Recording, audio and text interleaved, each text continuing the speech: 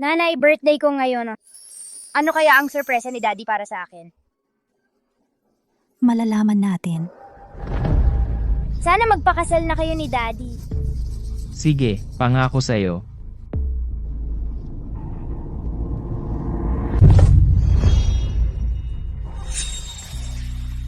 Roy, sino sila? Ipapakilala ko sila. Ito ang unang pag-ibig ko, si Elena Wendell. At ito naman ang mahal kong anak, si Nina. Daddy, kami naman ni Mommy. Sandali lang.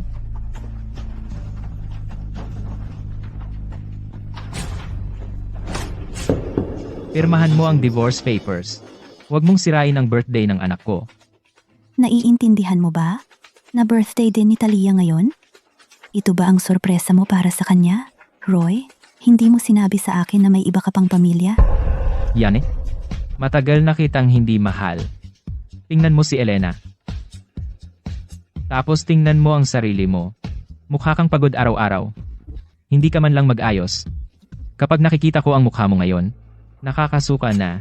Ginawa ni Mommy ang lahat para alagaan tayo. Hindi siya bumibili ng pampaganda at ginamit ang pera para bumili ng damit mo. Paano mo siya nagawa nito? Talia, ako ang nagpapakain sa inyo. Kaya tumahimik ka na lang. Roy, pipirmahan ko ang divorce papers. Pero si Talia ay dapat sumama sa akin. Para bang kaya mo yan? Ayos lang sa akin.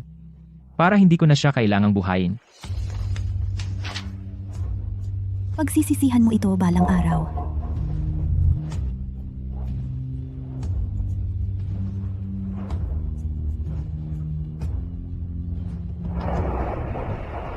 Nanay, konti lang naman ang kinain ko at hindi ako gumagastos ng malaki. Basta kasama kita, hindi ako takot sa hirap. Ang kantada, hindi kita hahayaang maghirap. Hindi ko sinasabi sa'yo ito, pero galing pala ako sa mayamang pamilya. Tycoon ang lolo mo, hindi magiging problema ang pera. Talaga? Siyempre,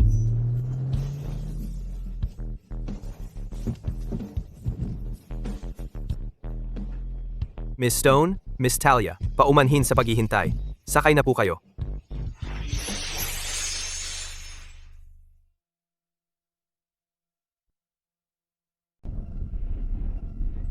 Nanay, saan tayo pupunta? siyempre, babalik tayo sa malaking mansyon natin. Mayaman talaga si Nanay, isang heiress. May personal pa siyang driver. Kung alam lang ni Daddy, siguradong magsisisi siya.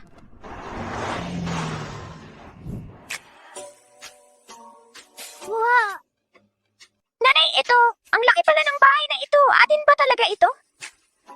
Siyempre, hindi ba sinabi ko sa'yo? Mayaman akong heres eh. Tara na.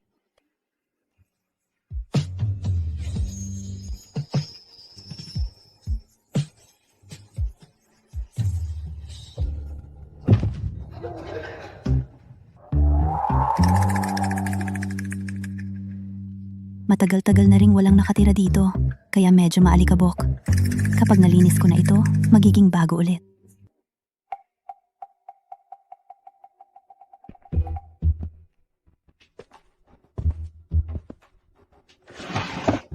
Ano to? Talia, halika rito. Halika na! Talia, masyado akong abala para ipagdiwang ang birthday mo. At hindi man lang ako nakabili ng cake ngayon. Babawi ako bukas. Okay lang yan, Nanay. Ito ang pinaka-special at di malilimutang birthday. Gusto ko ito.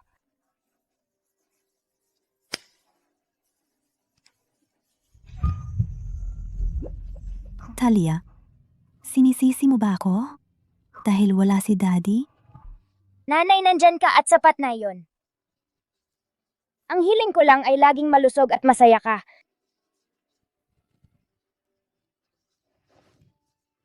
Salamat, Talia.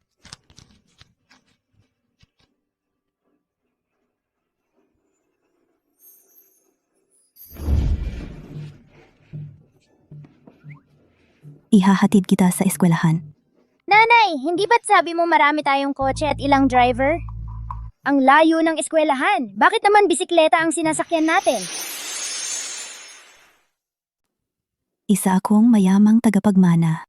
Pero kailangan nating magpakita ng simple. Maganda ang pagbibisikleta, eco-friendly, At magandang exercise din. Ganun ba? Siya. Hawak mo ako ng mahigpit. Umupo ng maayos. Tara na.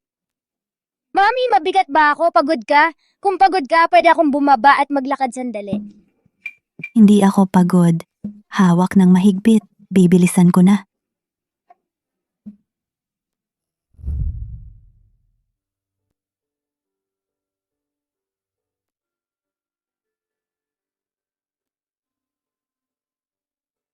Talia, uuwi na ako.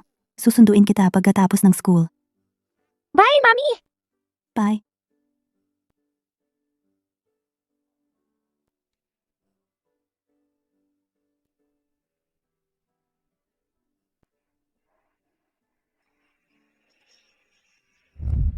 Daddy, Mommy! Sweetheart, pagod ka ba sa school ngayon? 4 plus 1, 2, 3. Napakaingay. Umalis ka dito. Talia. Roy, anong problema mo? Paano mo ako pinagsasalitaan? Yane? Nawala ata sa isip ko. Naniniwala ako sa fortune teller na sinabi magdadala ka ng swerte. Ngayon, lalong lumala ang swerte ko. Kasalanan mo lahat ito. Noong una, akala ko ayaw lang ng daddy sa mga babae. Pero ayaw lang siya sa akin at mommy. Talia? Bitawan mo ako. Bitawan? Anong ginagawa mo dito? Sinundan mo ako dito para humingi ng pera? Talia, makinig kang mabuti. Diborsiyado na ang nanay mo at ako, kaya tigilan mo na ako. Noon pa man, walang pag-aatubiling pumirma si Jane sa mga papeles ng diborsyo, walang pag-aatubili. Nagsisisi na ba siya ngayon? Huli na ang lahat. Hindi siya nag-atubiling pumirma, di ba? Ano ba ang nangyayari sa batang ito? Dito pa sa eskwelahan, ipinapahiya ang pamilya? Daddy, nagkakamali ka. Hindi ako pumunta rito para makita ka. Narinig ba ng nanay mo na na-promote ako? Kaya pinapunta ka rito para gambalain ako? Mayaman ang mommy ko. Hindi kami nagkukulang sa pera. Lumaki ang nanay mo sa ampunan. Wala siyang magulang. Mayaman? Nabaliw ba si Jane pagkatapos ng diborsyo? Roy, naawa nga ako sa batang ito. Bigyan mo na lang ng kaunting pera at paalisin mo na. Mahalaga ang oras natin.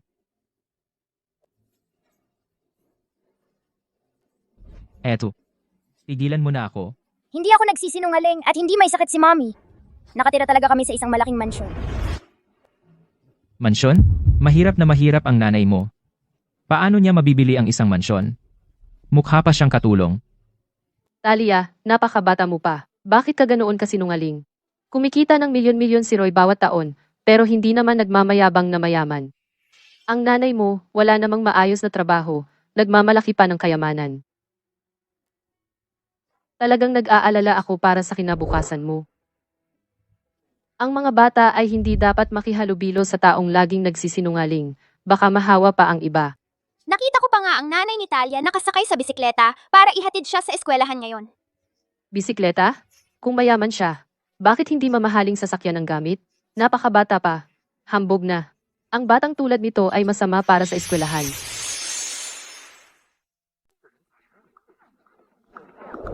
Hindi ako nagsisinungaling. Talagang nakatira kami sa isang mansyon at marami kami kotse. Nagbibisikleta ang mommy para maging healthy. Talia, tumahimik ka. Huwag kang magpahiya dito. Nahihiya ako para sa mommy mo. Hindi po nagsisinungaling si Talia. Sa susunod na linggo, magkakaroon ng award ceremony para sa mga estudyante ang school. Si Talia ay magsasalita sa stage bilang top student representative para sa elementary school. Top student representative. Nauto kayong lahat ni Talia. Kung talagang may mansyon sila, ako na ang magiging tycoon. Kilala ko si Jane. Noong naghiwalay kami, wala kahit nang ₱200 pera niya. Hindi siya rich heiress. Sa susunod, huwag kang makipaglaro sa kanya. O baka magka-bad habits ka. Uwi na tayo. Sabihin mo sa mommy mo, hindi masama ang mahirap, pero hindi dapat magpanggap na mayaman. Talia, bata ka pa. Huwag kang tumulad sa mommy mo.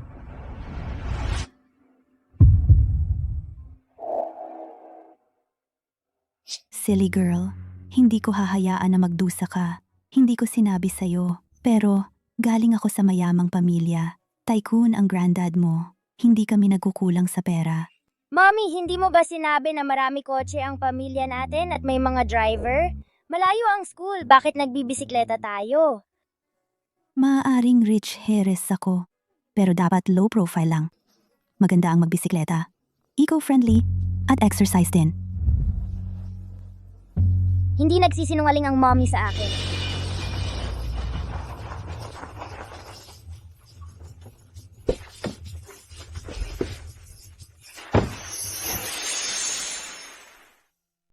Talia, Nanay! okay ka lang? Sino ang nambuli sa mahal kong anak? Ang weird. Bakit hindi ka sumakay ng bisikleta para sunduin ako, nanay? Yane? Kaninong kotse ito? Sino pa? Akin ito, syempre. Mas maayos pala ang buhay ni Mommy Talia kaysa sa inakala ko pagkatapos ng diborsyo. Swerte ni Talia na kasama siya. Wow, Miss Stone, sabi ng tatay ko super mahal daw ng kotse na ito. Hindi ko alam na mayaman ka pala. Pwede ba akong pumunta at maglaro sa mansion mo balang araw? Syempre, kaklase mo si Talia. Laging welcome. Ni isang gulong ng kotse na ito, hindi mo kayang bilhin. Paano naging sayo itong Rolls Royce? Yane? May tinatago ka ba sa akin? Talia, sumakay ka muna sa kotse. Diborsyado na tayo. Wala akong kailangang ipaliwanag sa'yo. Nanay, kailan tayo makakabili ng mansion? Malapit na. Jane, tumigil ka sa pagpapanggap. Paano ka makakabili ng mansyon ng walang asawa? Ikaw pa ang nagsasalita. Gusto mo bang malaman ng iba na homewrecker ka? O na ng babae si Roy habang kasal pa tayo? Jane, tumigil ka dyan. Sino ang homewrecker? Ang mansanas ay hindi nahuhulog malayo sa puno. Ang anak na pinalaki ng babaeng sumisira ng pamilya ng iba hindi magiging maayos ang kinabukasan. Dapat lumayo tayo sa mga taong ganyan. Anong nangyayari? Hindi pwedeng kay Jane ang kotse na yan. Noong diborsyo, wala siyang pera. Paano niya nabili ang Rolls Royce? Nagpapanggap lang siyang mayaman, nangungupa ng mamahaling kotse para magyabang. Kapag naubos na niya ang lahat, wala akong ibibigay kahit sentimo, kahit lumuhod pa siya sa harap ko. Mommy, talaga bang sa atin ang kotse na ito? Syempre, sa atin ito. Talia, marami tayong mamahaling sasakyan. Nakapark lahat iyon sa garahe. Buti na lang ako ang nagmaneho ngayon. O baka inapi ka ni na Roy at Elena. Talia, kung uulitin nila ang pang-aapi sa iyo, kailangan mong sabihin sa akin, ako ang bahala para sa iyo. Naiintindihan ko, pero mommy, kailan ko ba makikilala si Lolo? Nasa ibang bansa pa siya. Bumibili ng mga kumpanya. Malapit na siyang bumalik. Dapat maghanda ako ng regalo para sa kanya. Bilyonaryo si Lolo. Kaya niyang bilhin ang lahat ng kailangan niya. Siguro, ibibigay ko sa kanya ang award ko sa susunod na seremonya. Perpekto. Magiging napaka-proud niya kapag nakita niya kung gaano kakagaling. Salamat sa inyong lahat sa paglaan ng oras upang dumalo sa ating seremonya ng parangal para sa mga natatanging mag-aaral. Mommy, hindi ka ba sasama? Pasensya na, Talia. May biglaang nangyari. Hindi ako makakapunta ngayon. Okay lang, Mommy. Magiging maayos ako dito. Ngayon, ang mag-aaral na nais kong purihin ay ang pinakamahusay na kinatawan ng elementarya, Talia Stone.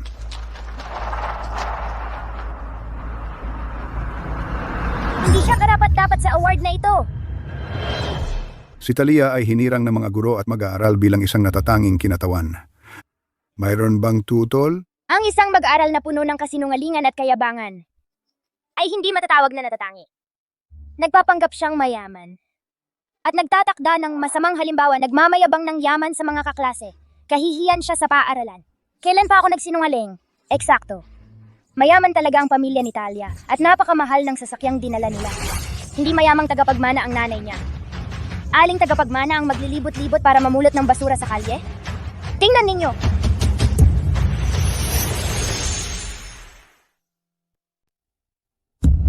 Mommy?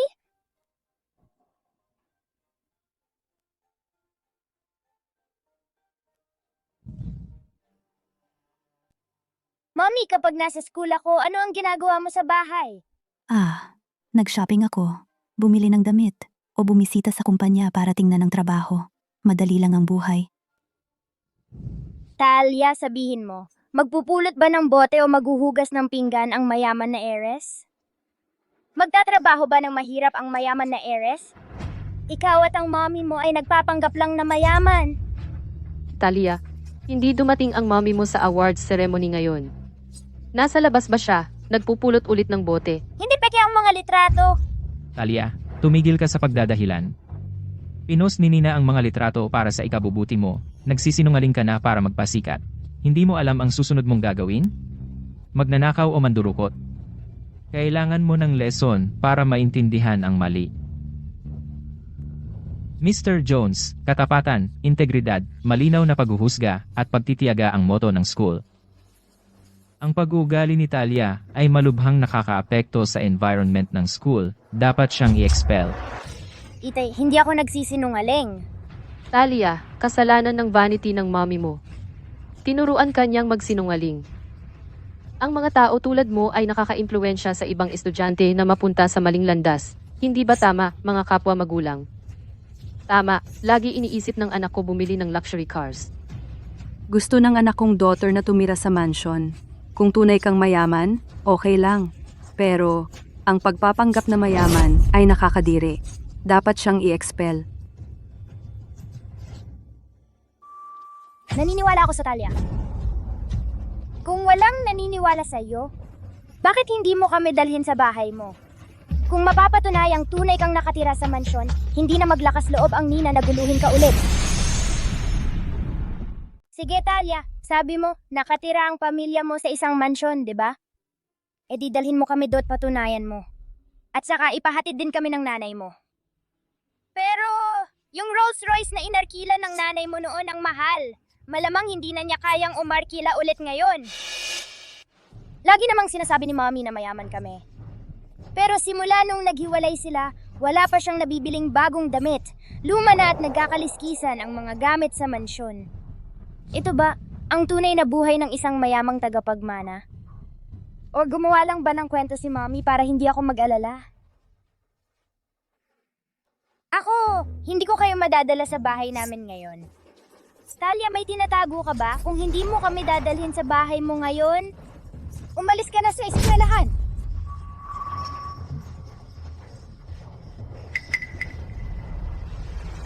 Talia, dahil nagdududa ang lahat sa iyo, ipakita mo na lang. Isipin mo na lang na home visit. Kung hindi nagsisinungaling si Talia, dapat humingi ng tawad ang lahat sa kanya sa harap ng buong eskwelahan. Kahit si Mr. Jones ay sasama. Talia, kapag nahayag na ang mga kasinungalingan mo, tingnan natin kung anong eskwelahan ang tatanggap sa'yo. Talia, naaawa ako. Dahil may nanay kang sinungaling. Anong gagawin mo sa ganyang buhay? Hindi ako nagsisinungaling. Totoo ang lahat ng sinabi ko. Ikaw ang tunay na sinungaling. Sabi mo kay Mommy, mamahalin mo siya magpakailanman, pero nagkaanak ka sa iba. Nasaktan mo si Mommy, ikaw ang pinakamalaking sinungaling. Anong kalokohan yan? Puro ka kasinungalingan. Di ka ba tinuruan ng nanay mo ng magandang asal? Tatay, nanay, huwag na kayong mag-aksaya ng oras dyan. Pagdating natin sa bahay niya, baka hindi na siya makapagsalita.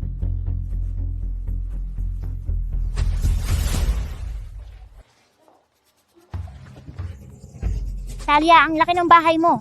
Malaki. Ano naman? Di mo ba nakikita kung gaano ito kaluma? Tiyak na inabandona na to. Tiyak na siya at ang nanay niya kumuha lang ng kung anong bahay para lokohin ang lahat. Binabalaan mo na ang nanay mo? Ano to? Di mo ba ito inensayo sa kanya? Natatakot ka bang mahayag ka na ngayon? Kapag nakita nila ang lumang muebles, tatawanan nila si nanay. Paano kung masaktan siya? Wala akong pakialam kung pagtatawanan nila ako o walang gustong makipaglaro sa akin. Ayoko lang masaktan si nanay.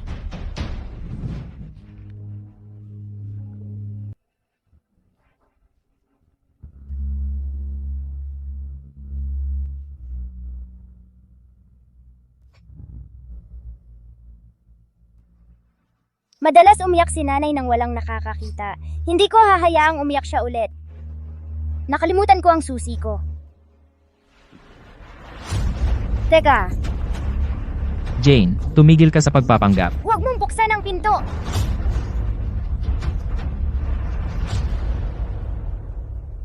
Anong nangyayari?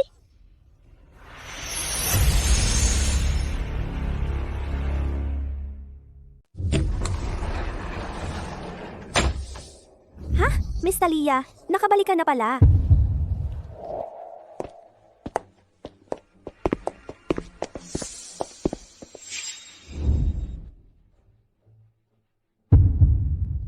Nakita ko online yung painting na yon. Sabi nila, binili ito ng isang misteryosong bilyonaryo sa halagang 20 milyon. Hindi ko inaasahan na ang bilyonaryong yon ay nanay mo. Ang kristal na kandelabro na ito ay dapat nasa 5 milyon man lang.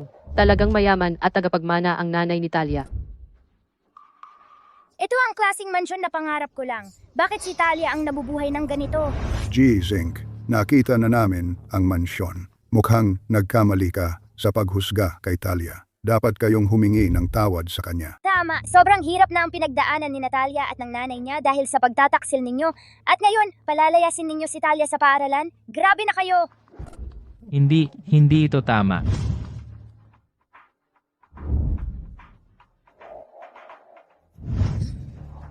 Naiintindihan ko na.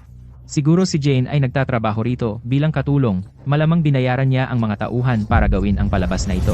Oo, yun nga, malamang sila ay nagsisiksikan lang dito habang wala ang tunay na may-ari. Talia, ang pagsisinungaling sa mga guro at kaklase ay sapat ng masama, pero ang magnakaw ng bahay ng iba. Krimen yan. Ito ang bahay ko! Kung ito ang bahay mo, bakit wala rito ang nanay mo? Tatawag ako ngayon ng pulis para makasuhan kayo ng tunay na may-ari. Ako ang may-ari. Sino ang gusto mong kasuhan ko? Ako ang may-ari. Sino ang gusto mong idemanda ko? Wow, Talia, ang ganda ng nanay mo. Mommy!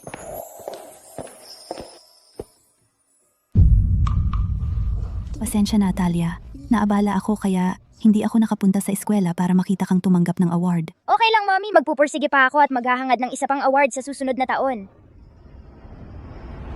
Diane, anong ginagawa mo dito? Bahay ko ito. Bakit hindi ako pwedeng pumunta dito? Ikaw, ano? Dumating ka ba dito nang may pahintulot ng may-ari? Ikaw, Pasensya na po, Miss Stone.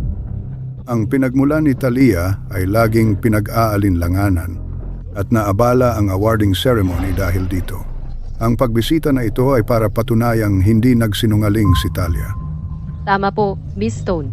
May mga taong hindi lang makatiis na makakita ng may pera ang iba, kaya kumakalat ng masasamang chismis. Dahil hindi nagsinungaling si Talia, utang na loob ninyong lahat ang humingi ng paumanhin sa kanya at sa nanay niya.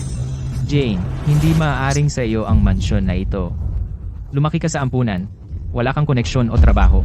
Mahirap na para sa iyo ang umupa, lalo na ang magkaroon ng mansyon. Magpakatotoo ka. Sino ba talaga ang may-ari ng bahay na ito? Roy, sinabi ko na sa iyo.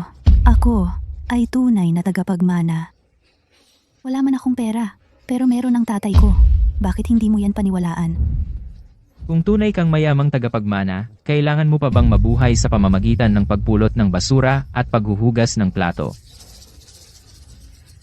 Kasinungalingan ang lahat ng ito. Puro kasinungalingan ito. Tama si Roy. Paano magagawa ng isang mayaman ang pagtira sa mahirap na lugar? Sinasabi mo ba ang tao sa litrato ay hindi ikaw? Ako yan. Pero ano ang kinalaman nito sa pagiging mayaman ko? Nahiwalay ako sa pamilya ko noong bata pa ako at napunta sa isang orphanage. Naghirap ako at natutong maging matipid at hindi ko na ito binago. Sa paningin mo, kasalanan ang pagiging matipid? Karamihan ng tao nagbabago pagkatapos maging mayaman. Hindi mo. Talagang kahanga-hanga yan.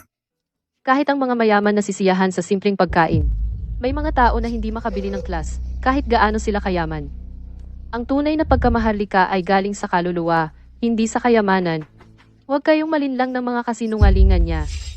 Jane, Alam kong nalungkot ka dahil na-promote si Roy sa posisyon ng tagapamahala sa Jensen Grupo. Kaya nagpapanggap kang isang mayamang heiress para ipakita sa amin. Pero ang katotohanan ay lalabas. Tagapamahala si Roy ngayon sa Jensen Grupo. Oo nga. Ang chairman, Mr. Jensen, ay nagpapahalaga sa akin. Kagabi, sinabi nila na ililipat ako sa headquarters. Tiyak na lalo pa akong aakyat sa ranggo. Parang hindi pa alam ng tatay na hiniwalayan ko siya. Kaya hinayaan niya si Roy. Jane, ginawa mo lahat ito para mapansin ako, tama? Gusto mong magpakasal ulit, tama? Hayaan mong sabihin ko sa iyo. Hindi na tayo magpapakasal ulit. Masaya kami bilang pamilya. Dapat mong kalimutan ang mga pag-iisip mo at iwanan si Roy. Ikaw lang ang nagpapanggap sa kanya. Hindi ko maintindihan. Ano ang maganda sa Roy? Ano ang nagpahirap sa iyo ng halos 10 taon bilang mistress niya? Kung hindi ako nagkakamali, si Nina ay hindi nakalista sa libro ng 10 taon hanggang pagkatapos ng paghihiwalay namin. Paano magagawa ng isang tao iyon sa isang bata? Talagang maayos ang pagtrato ni Roy sa iyo at sa anak mo. Kasalanan mo itong lahat. O, Sina. Jane, tigilan mo na ang paggulo. Ngayon, nagtatrabaho ako sa isa sa mga nangungunang kumpanya sa mundo. Maliwanag ang kinabukasan ko. Sisiguraduhin kong magbabayad ako sa kanila. Tungkol naman sa inyong dalawa, ilalantad ko ang mga kasinungalingan ninyo. Ginoong Zinc, sa Ginang Stone talaga ang mansyong ito. Hindi ka pa rin ba naniniwalang mayaman ang pamilya niya? Siyempre, hindi. Malinaw na hindi sa kanya ang mansyong ito. Ginoong Zinc, kailangan mo ng ebidensya para patunayan ang sinasabi mo. Kahit na may problema ka kay Ginang Stone, hindi ka pwedeng patuloy na manira sa kanya. Mali iyon. Ginoong Jones, iniisip ko lang ang kapakanan ng paaralan at ng mga bata. Ayokong matutunan ng mga bata ang mga mababaw at materialistikong ugali ni Talia. Jane, hindi ba't sinabi mong sa iyo ang mansyong ito? Ipakita mo nga sa amin ang titulo. Tingnan natin kung pangalan mo ang nakasulat. Tama. Ipakita mo ang titulo. Baka hindi sa atin ang mansyong ito. Wala sa akin ang titulo ngayon. Siyempre, wala kang titulo. Hindi sa inyo ang mansyong ito. Libre silang pumapasok at lumalabas. Paano naman hindi sa kanila ang mansyon? Bago tayo pumasok, nagpatingin ako sa isang kaibigan. Ang apelyido ng may-ari ay Wagner. Kahit na lumipat na sila mga ilang taon na ang nakalipas, may naiwan silang magaling na majordomo para magbantay. Sinasabi mong sa iyo ang mansyong ito. Alam ba ng tunay na may-ari? Anong nangyayari? Di ba sinabi ni Ginang Stone na sa kanya ang mansyong ito? Ginang Stone, ano ba talagang nangyayari rito? Mommy? Ang mansyong ito ay pag-aari ni Ginoong Wagner. Pero binili ko na ito sa kanya. Malapit nang mailipat ang pagmamay-ari sa pangalan ko. Jane, hindi ko alam na ang galing-galing mo palang umarte. Nabuking na ang mga kasinungalingan mo at may lakas ka pa ng loob na mag-imbento. Pero malapit na, malalaman ng lahat kung sino ka talaga. Anong pinagsasabi mo? May kaibigan na akong nakipag-ugnayan sa Butler. Malapit na siyang dumating. Kung malaman niyang pumasok ka ng palihim dito at nagpanggap ka para lang mapasaya ang iyong pagkamapagmataas, sa tingin mo tatawag siya ng pulis at ipapaaresto ka?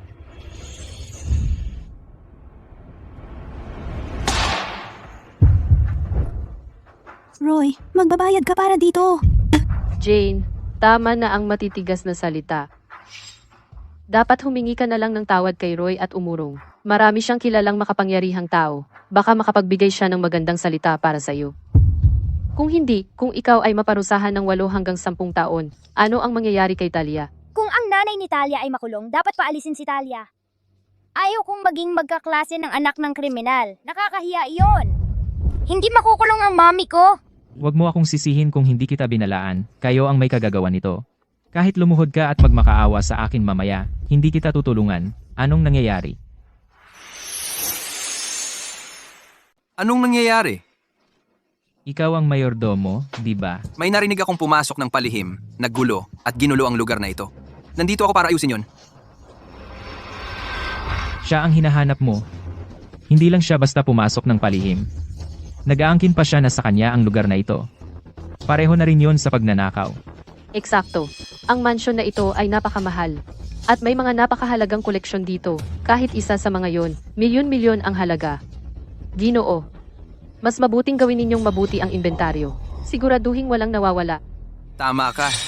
Kailangan ko talagang mag-ingat sa mga taong mapagsamantala. Baka naman nagkakamali lang. Anong pagkakamali? Ang mayordomong ito ay nagtatrabaho para sa may-ari ng lugar na ito. Nahayag na ang lahat ng kasinungalingan ni Jane. Mr. Jones, kung ano ang ina, siya rin ang anak. Para sa reputasyon ng eskwelahan, dapat mo talagang paalisin si Talia. Roy, paano mo nagawa yon? Si Talia ang iyong tunay na anak. Ganon ba talaga kahirap sa'yo kami? Ano sa tingin mo? Sa lahat ng mga taong ito, wala kayong ginawa kundi hadlangan ako. Mula nang tayo'y maghiwalay, ang buhay at karera ko ay umangat. Malinaw, sina Nina at Ellie ang nagbibigay sa akin ng swerte. Kayong dalawa, wala kayong dala kundi malas. Ginoo, pabayaan na lang ang seguridad ang bahala sa kanila. Nandito na ang seguridad. Pero kayo ang hinahawakan nila. Hawakan niyo sila. Bitawan niyo ako, bitawan niyo ang nanay ko. Miss Stone, Miss Talia, pasensya na at nangyari ito. Ano? Ano ulit ang sinabi mo? Maling tao ang hinuli ninyo. Silang dalawa ang magnanakaw. Tumahimik ka! Si Ginang Stone ang may-ari ng mansyon na ito. Bigla kayong pumasok at nag-ingay. Pinagbintangan pa ninyo si Ginang Stone. Siya ang may-ari. Imposible yan. Roy, oras na para magbayad ka. Ginoong Jones, hindi ba't nangako siyang magsosorry kay Talia kung totoo ang kwento nito? Nangako nga siya. Magsorry ka kay Talia. Yane? Hindi ko alam kung anong panloloko ang ginagawa mo. Pero hindi ako magsosorry sa kanya. Ang picture frame na yon ay nagkakahalaga ng hindi bababa sa 1,000,000 piso. At sinira mo lang. Roy, kung hindi ka magsosorry kay Talia ngayon, maghanda kang magbayad para rito. 1,000,000 piso para sa ganoong laspag na frame. Akala mo ba tanga ako? Pinagdududahan mo si Ginang Stone? Kung hindi ka naniniwala sa kanya, magpatawag ka ng eksperto para mag-appraise. Pero pagdating ng panahong yon, hindi na sapat ang simpleng pagsusorry. Puno ng walang katumbas na koleksyon ang mansyong ito. Hindi nakakagulat kung 1,000,000 piso ang picture frame. Ano na naman ang pakana ni Jane ngayon? Paano kung talagang 1,000,000 ang halaga nito? Kung hindi ka magsosorry ngayon, magbayad ka. Brian, dalhin mo sila sa presinto. Teka, magsusorry ako. Roy, walang kwenta para sa'yo si Talia, di ba? Sisiguraduhin kong magsosorry ka sa kanya. Talia, pasensya na. Nanaginip ako noon na mas mahusay ang pagtrato ni Daddy sa akin at Mommy. Pero ang iniintindi niya lang ay sila. Hindi ko tinatanggap ang apology mo. Simula ngayon, wala akong aasahan sa'yo. Ikaw, Palabas sila! Ayoko na silang makita ulit. Dalhin sila palayo. Jane, hintayin mo lang. Bitawan.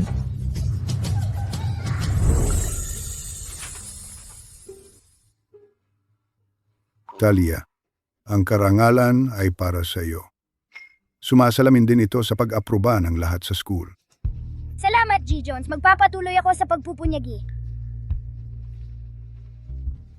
Para sa Nina, ang mga kilos niya sa school ngayon ay opisyal na aaksyonan. May mga bagay kami na dapat asikasuhin, kaya babalik kami sa school ngayon. Mag-ingat. Talia, hahanapin kita sa susunod.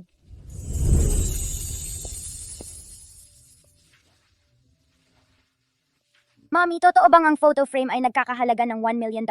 Nagsinungaling ako sa kanya. Kung talagang ganoon ang halaga, pinilit ko siyang magbayad. Ang bahay na ito at mga kasangkapan sa loob? Sa amin ba ang mga ito? Siyempre, Pero, nakita ko kang nagkolekta ng mga bote at nagtatrabaho sa restaurant. Mommy, kahit mahirap kami, okay lang. Mag-aaral ako ng mabuti. Kapag ako ay lumaki, ako ang mag-aalaga sa iyo. Ayoko na nagtatrabaho ka ng napakahirap.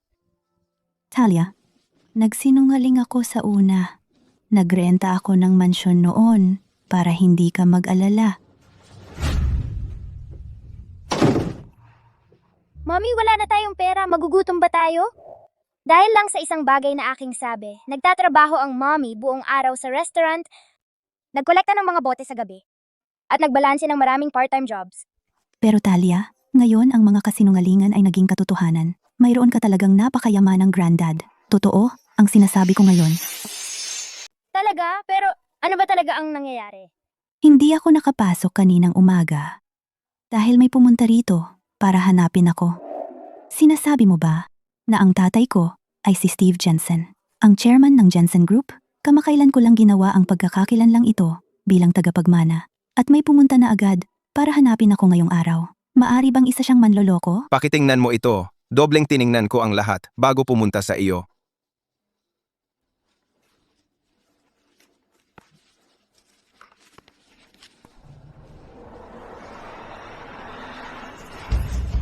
Ang pulseras na bulaklak na suot mo ay ibinigay sa iyo ng yumaong bibi, Jensen.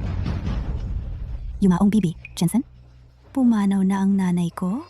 Oo, namaya pa siya dahil sa sakit 5 taon na ang nakalipas. Ang huling hiling niya ay hanapin ka. Hinahanap ka ni G. Jensen. Kamakailan lang siya nakakuha ng balita tungkol sa iyo. Nasa ibang bansa siya ngayon. At gustong-gusto na niyang makasama ka. Namimiss ko rin siya. Pero hindi pa nagsisimula ang bakasyon ng anak ko. Ayokong mamiss niya ang klase. Ayos lang iyon. Babalik si G. Jensen sa susunod na linggo. Bibi, Jensen, dahil ayaw mong lumipat sa mas malaking tirahan, bibilhin na lang namin ang lugar na ito. Pagkatapos noon, papalitan namin ang lahat ng kasangkapan. Naiintindihan ko na. Ang galing naman, Mami. May isa pang taong nagmamahal sa iyo ngayon.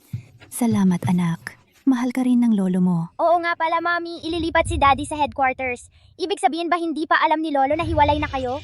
Si Roy, puro plano at pandaraya lang ang alam. Mawawala rin sa kanya ang hindi naman talaga sa kanya sa bandang huli. Masyado siyang mayabang bilang tagapamahala ng Jensen Grupo. May sisiguraduhin kong mawawalan siya ng lahat. Paano biglang naging mayaman si Jane? Roy, hindi mo binigyan sila ng pera sa likod ko, di ba? Hindi ko kailanman ibibigay sa kanila kahit isang sentimo. Talaga bang sa tingin mo ay pagmamay-ari ni Jane ang mansyon na iyon? Kung hindi sa kanya, bakit tutulungan siya ng butler? Halatang nagtutulugan sila. Wala talagang hiya si Jane pagdating sa pera. Ang butler na iyon ay walang kwenta. Anong kinabukasan ang maaari niyang ialok? Usapang malas ngayong araw, ako talaga ang naloko niya. Galit na galit ako. Anong problema? Halika. Ganap na ninakaw ni Talia ang atensyon sa eskwela ngayong araw. At ako ay pinublikong pinuna ng prinsipal. Lahat ay nanonood. Nakakahiya. Bakit? Bakit hindi tayo nakatira sa mansyon? Bakit hindi ako isang mayamang mana? Mina, sumali na ako sa Jensen Group. Sa sandaling mapansin ako ni G. Jensen, magkakaroon tayo ng sarili nating mansyon. Talaga? Siyempre, pasensya na kailangan mong daanan iyon ngayong araw. Bukas, sumama ka sa akin sa headquarters. Ipapakita ko sa iyo kung gaano kahanga-hanga ang kumpanya. Sige. Tatay, gusto kong magsimula mula sa pinakamababa. Hindi pwede. Naghirap ka sa lahat ng mga taong ito. Hindi ko hahayaang magsimula ka sa ilalim. Gusto kong matuto mula sa simula. Sige, kung gayon. Babalik ako sa Lunes. Maghahanda ako ng welcome home party para sa iyo at Talia. Lolo, kailangan ba natin ng mga imbitasyon? Oo, sige na. Ang party ay para sa inyong dalawa. Bakit kailangan mo ng imbitasyon? Pero Talia, kung gusto mo ng imbitasyon, padadalhan kita ng espesyal. Salamat, Lolo. Tatay, papunta na ako sa opisina ngayon. Paalam.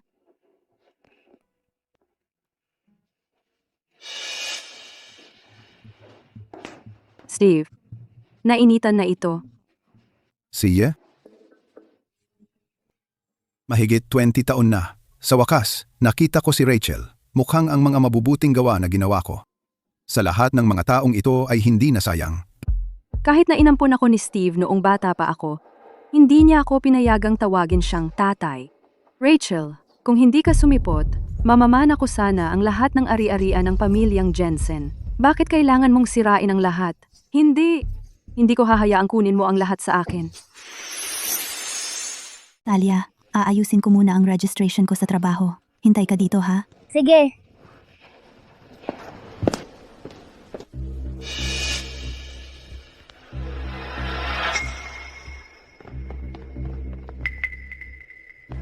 Kinagagalak naming makasama kayo. G. Zinc. Narinig ko, itinalaga lang dito ang bagong manager na ito. Kamag-anak pa niya si G. Jensen. Kung mapapasok mo siya sa mabuting kalooban, garantyado ang promotion at pagtaas ng sahod. Hindi nga. Nagsisip-sip na sa kanya ang team leader. G, Zinc, kahit na hindi kayo maingay, alam naming lahat na personal kayong inappoint ni G. Jensen. Sa pamumuno ninyo, tiyak nagagaling ang departamento namin. G. Zinc. Narinig ko pong kamag-anak ninyo si G. Jensen. Baka naman manugang ninyo siya. Hindi ko pa nga nakikilala si Steve. Akala nila talaga, kamag-anak ko siya. Kung ganun nga, samantalahin ko na. Huwag na kayong manghula, gusto kong manatiling hindi maingay. Kahit na may koneksyon ako kay G. Jensen, gusto kong kilalanin ako dahil sa kakayahan ko. Naiintindihan namin. Isang henyo sa negosyo si G. Jensen. Hindi basta-basta ang taong pinapaboran niya. Anak ninyo po ba ito, G. Zinc? Ang ganda-ganda, ang bata-bata ninyo. Nag-aaral ka na ba ng management kasama si G. Zinc? Siya ang idol ko. Syempre, gusto kong matuto sa kanya. Ang galing. Tara na. Sige.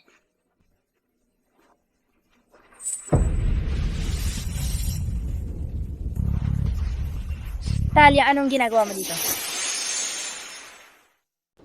Talia, sino ang nagdala sa iyo rito? Si nanay. Hindi talaga marunong tumigil si Jane. Hindi ko pa siya nahaharap at dumating na siya sa opisina ko. Hindi ito katanggap-tanggap. Huwag kang magpanggap. Wala ako rito para sa'yo. Dito nagtatrabaho si nanay. Nagsisinungaling ka na naman. Paano siya maging karapat-dapat magtrabaho sa isang napakagandang kumpanyang tulad nito? Nandito ka para pansinin ka ni tatay, hindi ba? Kung pwede siyang magtrabaho rito, bakit hindi ang nanay ko? Hoy, bantayan mo ang iyong bibig. Sa tingin mo ba may makakapantay kay Ginoong Zinc? Kaninong anak ito? Wala siyang modo. Ilabas siya. Talia, sabihin mo sa akin ang totoo. Bakit ka na parito? Sinabi ko na sa'yo, dito nagtatrabaho si nanay. Hulaan ko, gusto mong bigyan siya ni tatay ng trabaho, hindi ba? Gusto niyang magtrabaho rito? Imposible. Sa kanyang estado ngayon, hindi na kailangan ni nanay ng tulong ng sinuman. Kung gusto niya, maaari niyang makuha ang anumang posisyon dito. Talia, lalo kang tumatapang. Mukhang ayaw na ayaw talaga ni Ginoong Zinc sa batang ito. Kung maayos kong haharapin ito, baka makakuha ako ng puntos sa kanya. Wag na, hahanapin ko si nanay. Tigil. Akala mo ba pwede kang pumasok at lumabas kung kailan mo gusto? Pumasok ka sa opisina ng walang pahintulot. Sino ang makakapagsabing hindi ka nagnakaw ng mahahalagang file? Ako, oo. Posible nga, pareho kami ng school. Nagpapanggap siyang mayaman, hindi siya nagsasabi ng totoo at mahilig siyang magnakaw. Kalokohan yan, Nina, wala akong ninakaw. Isang paraan lang para malaman kung ginawa mo. Kailangan naming tingnan ang bag mo. Tama. Ang anumang file sa Jensen Group ay maaaring may kinalaman sa milyon-milyong dolyar. Para sa kapakanan ng kumpanya, kailangan naming magsiyasat para maging sigurado.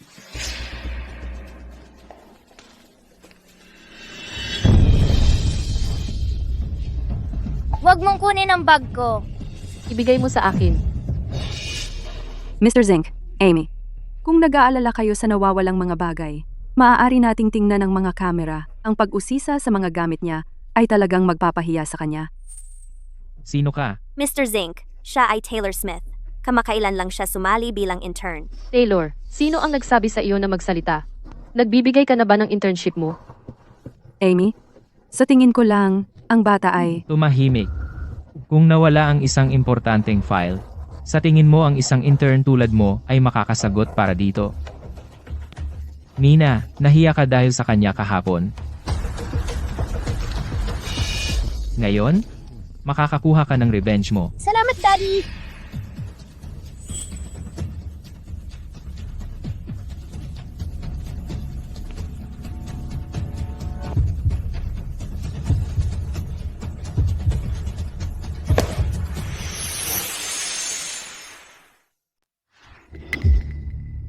Inay, Talia, ayos ka lang ba?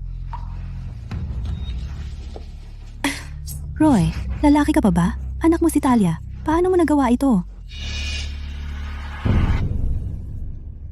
Anak pala siya ni Mr. Zinc? Eh bakit? Ni hindi ko nga alam kung akin siya. Yane? Tanga ba ang tingin mo sa akin? Alam kong may relasyon ka sa butler na iyon, kaya nga sinabi niyang pagmamay-ari mo ang mansyon na iyon. Sabihin mo ang totoo. Gaano nakatagal? Anak ba siya ng lalaking iyon? Traitor ka kay inay at nagkaanak ka pa sa ibang babae. Pero ikaw pa ang nagsasabi ng masama sa kanya. Sobra na yan. Tumahimik ka. Sino ka ba? Para makialam? Daddy, nasaktan niya ang pulso ko. Kailangan mong ipagtanggol ako. Ako ang bahala sa iyo, Nina. Yane? Humingi ka ng tawad kay Nina ngayon din. Kung hindi, papapalabasin kita ng seguridad. Narito ako para mag-report ng opisyal para sa aking tungkulin. Sino ka ba para palayasin ako? Ano, pagmamay-ari mo ba ang kumpanyang ito? Sumali ka rin sa Jensen Group. Sino ang nag-hire sa kanya? Naalala ko na. Sa pagkakaalala ko, bagong hire siyang sales rep. Kailan pa tayo nag-hire ng basura? Ano ang nangyayari dito? Mr. Zink, pakiusap huwag kang magalit. Ako na ang bahala rito kaagad. Unang araw mo pa lang, ininsulto mo na ang manager. Gusto mo bang matanggal sa trabaho? Ha? Tanggalin mo siya ngayon din. Para makisama sa mga katrabaho ko, sinadya kong sinabi kay Dad na huwag ipaalam kung sino ako. Pero basta-basta na lang nila akong tatanggalin. Tatanggalin ako? Pasensya na, pero walang sino man dito ang makakagawa niyan. Nagmamalaki ka? Junior staff lang ang katulad mo. Isang salita lang, tanggal ka. Alisin ang pangalan niya sa sistema ng kumpanya. Gawin mo na. Si Amy. Yane, ang kasintahan mo ba ang naghanap nitong hanap buhay para sa'yo? Pinaghirapan niya. Para lang makakuha ka ng mababang junior position, medyo mediocre siya. Daddy, wala talaga siyang laban sa'yo. Isa lang siyang tagapag-alaga ng mansyon. Talia, kung siya ang stepdad mo, magiging tagalinis lang ang katulad mo paglaki mo. Wala akong stepdad. Kailangan ko lang ang mommy at granddad. Yung mayaman mong granddad. Yane, napakapangit mong ina. Nagmamalaki at nagsisinungaling ka sa harap niya. Parang nagiging delusional siya. Daddy, nabubuhay na siya sa fantasy. Akala niya, mayaman ang nanay niya. Akala niya rin billionaire ang granddad niya. Si Jane. Kung lumuhod ka at humingi ng tawad kay Nina, baka payagan ko kang magstay bilang tagalinis.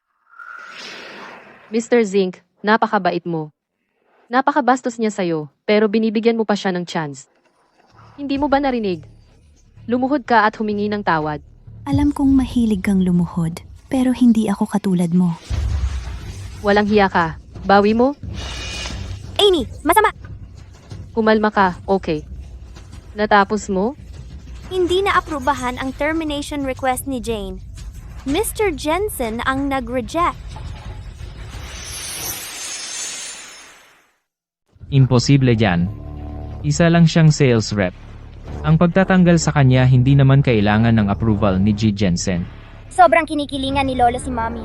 Paano niya papayagan na may magtanggal sa kanya? Bukod pa riyan, ayon sa system, ang direct supervisor ni Jane ay si G. Jensen. Walang makakapagtanggal sa kanya nang walang approval niya. Kailangang ito ay system error lang. G. Zink, hindi ba kayo kamag-anak ni G. Jensen? Bakit hindi nyo na lang siya tanungin kung ano ang nangyayari?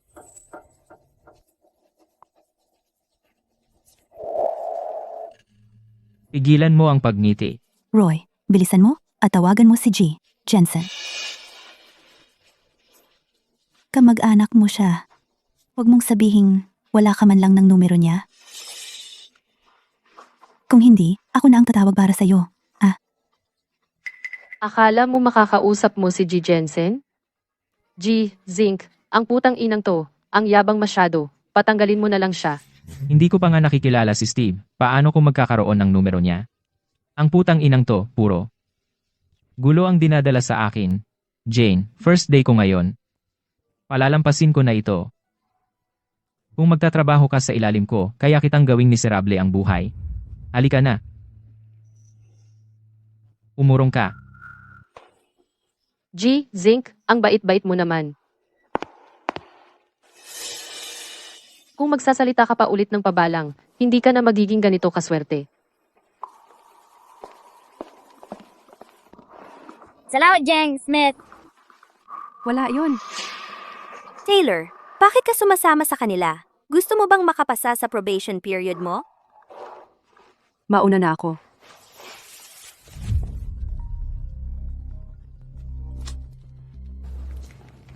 Kumusta tatay? Rachel, natanggap ko ang resignation letter mo. Kakakasimula mo lang. May nangyari ba? Colleen May. Naasikaso ko na. Ang issue na yon. Tatay, ang kumpanya mo talaga, iba.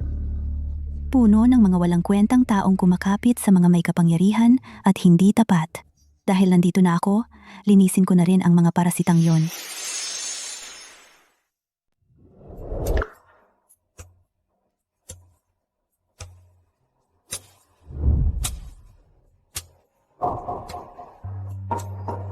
Princess, may mga prutas tayo dito. Hiwain mo at dalhin dito. Si Taylor, Ano? huwag kang tumayo diyan na parang tanga. Maghiwa ka ng mga prutas. Sige, pupunta na ako. Teka. Talia, maghiwa ka ng frutas para sa akin. Hindi ako pupunta. Alam mo ba? Na sa isang salita ko lang, mapapaalis ko ang nanay mo sa kumpanyang ito. Kung gusto mong manatili siya sa trabaho, mas mabuting sundin mo ang sinasabi ko. Nina, hindi mo mapapaalis ang nanay ko at ang aalis ay siya. Anong lakas ng loob mong sumpain ang tatay ko? Jane, kontrolin mo ang anak mo.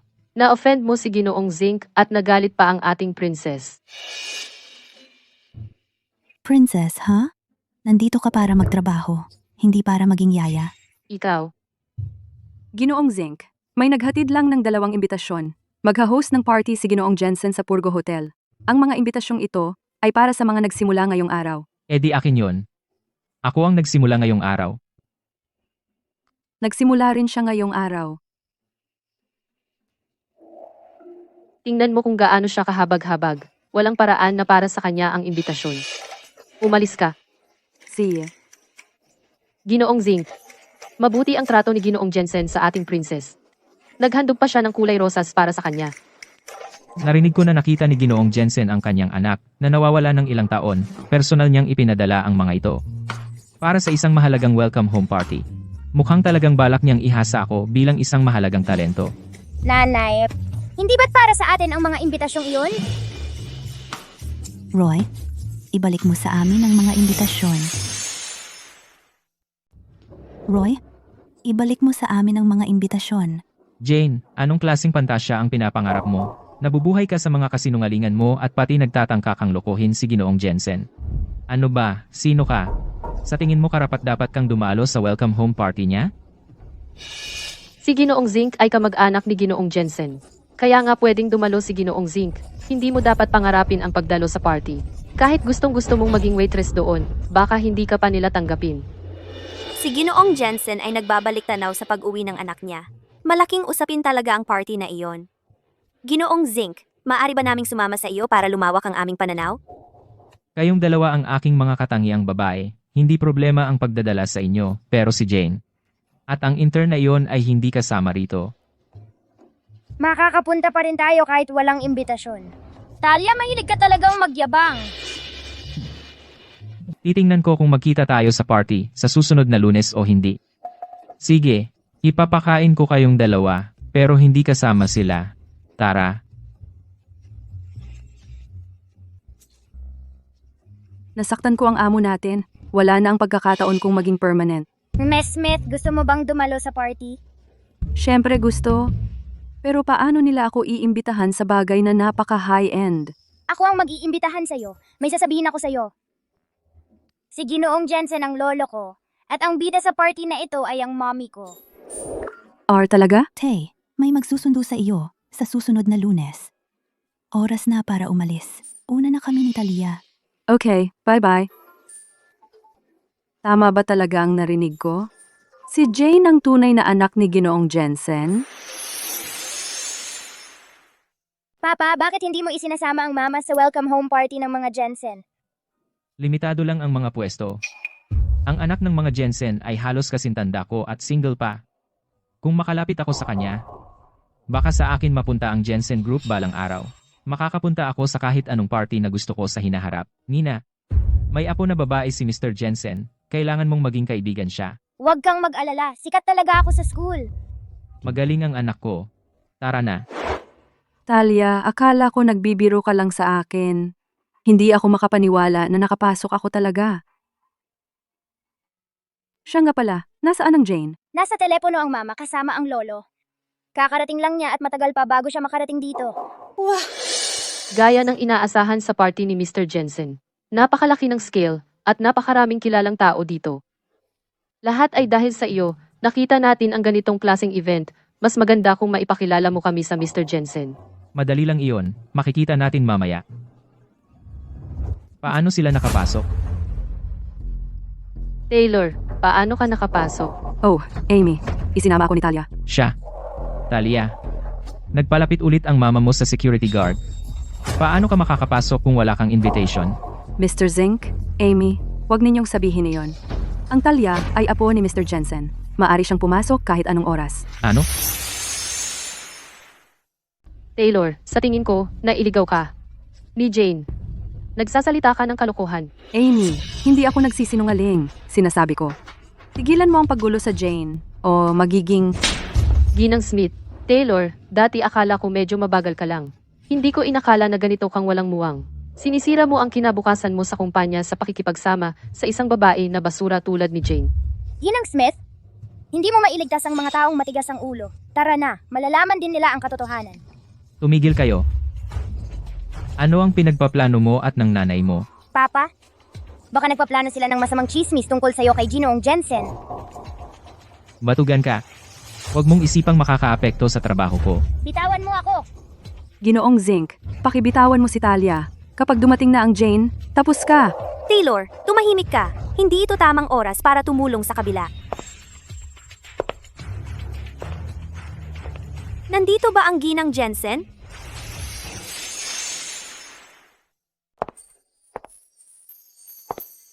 Wow! Ang lakas ng dating niya.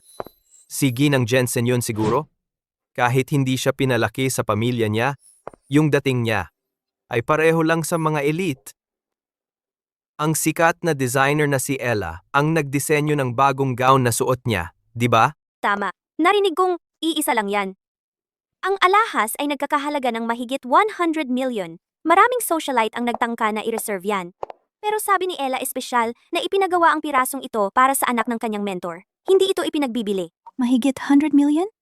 Hindi ko alam na yung bestida na pinadala ni tatay ay ganoon pala kamahal.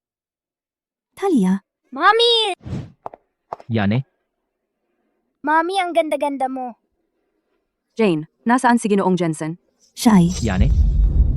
Hindi ka sige ng Jensen. Anong lakas ng loob mong magpanggap na siya, ang tiyaga mo? Roy, wala kang kwenta.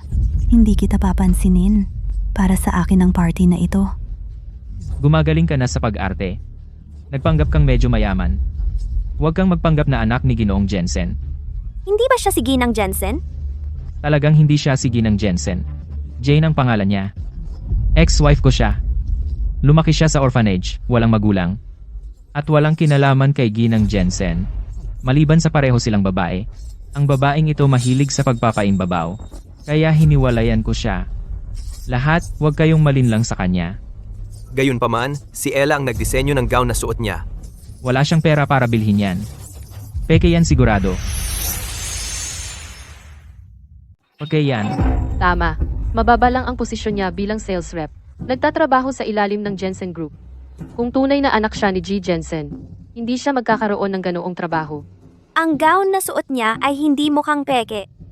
Kung nagkakamali tayo at na-offend ang mga Jensen, walang sino man ang makakapanagot. Narinig ko na may trademark sa disenyo si Ella. Nakaburda siya ng disenyo ng orchid sa kahabaan ng neckline ng bawat gown. Ito ay napakadaling makilala. At nagsisilbing anti-counterfeiting mark niya. Yane? Sinadya mong magsuot ng scarf para takpan ang iyong neckline. Hindi ba't sinusubukan mong itago ito? Sarili kong ideya yan. Pwede naman yon. Paulit-ulit mong sinasabing anak ka ng mga Jensen? E di, huwag kang matakot na tanggalin ang scarf at ipakita sa lahat kung may disenyo ng orchid o wala. Mayaman ang nanay ko. Huwag niyo siyang guluhin. Kung ganyang kakumpiyansa na mayaman ang nanay mo, bakit ka matatakot na pa-check kami? Nagmamagaling ka lang yan.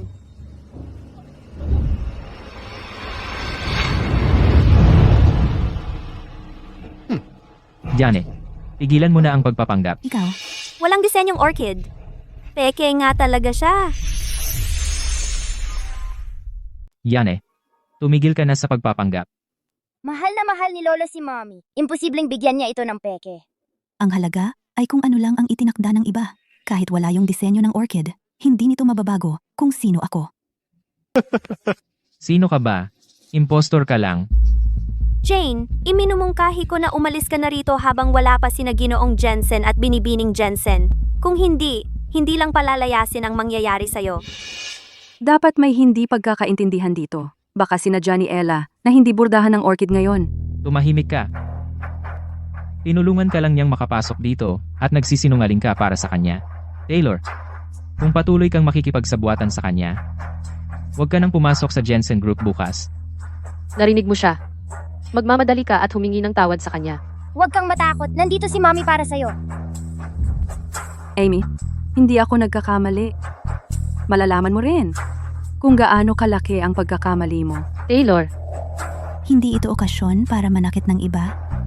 Daddy, hindi naman dumating si Mommy sa party na ito. Bakit siya nandito? Lahat ng nandito ay may katayuan at reputasyon. Pero itong babaeng ito ay nagpanggap bilang si Binibining Jensen at nakapasok. Baka nandito siya para mangakit ng mayamang lalaki at mapangasawa.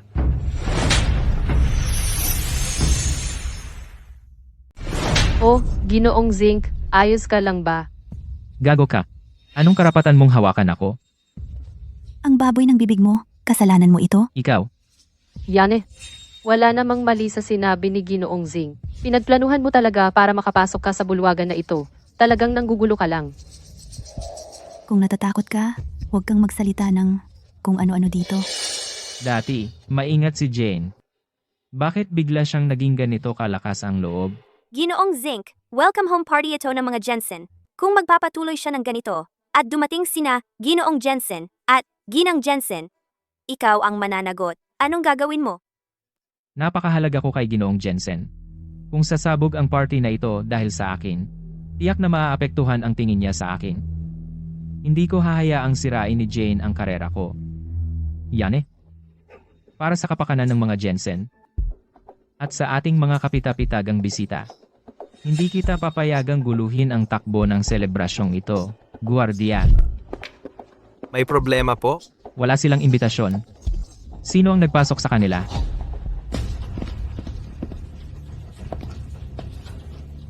Ma'am, pwede ko bang makita ang inyong imbitasyon?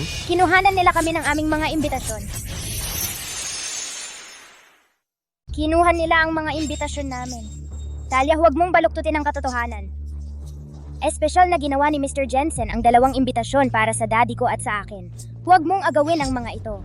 Talia. Kung nagpakabuti ka, baka hinayaan ko pang manatili ka para lumawak ang iyong pananaw. Pero, wala na talagang pag-asa sa iyo. Gaya ng mommy mo. Mayabang at puno ng kasinungalingan. Mr. Zinc, huwag kang magpakabait sa kanila. Ang mga taong katulad nila ay hindi karapat-dapat sa anumang habag. Huwag kang tumayo lang dyan, magmadali at kumilos. Malapit na dumating ang mga Jensen. Kung may pagkaantala, mawawalan ka ng trabaho. Na-separate si Miss Jensen sa kanyang pamilya. Ngayong natagpuan na siya ni Mr. Jensen, malaking halaga ang ilalagay niya sa party na ito. Eksakto. Ito ang unang public appearance niya. Kung may maging problema, lahat ng involved ay pananagutan. Dahil wala kang imbitasyon, umalis ka na agad. Ang mommy ko ang anak ng mga Jensen. Kung aalis siya, wala na saysay ang party na ito. Talia, adik ka sa pag-arte, di ba? Gawin mo. Itapon sila.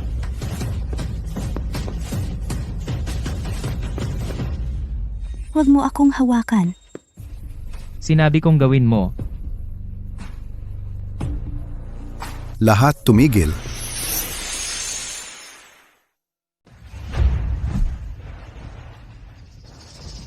Rachel, nagkita na rin tayo.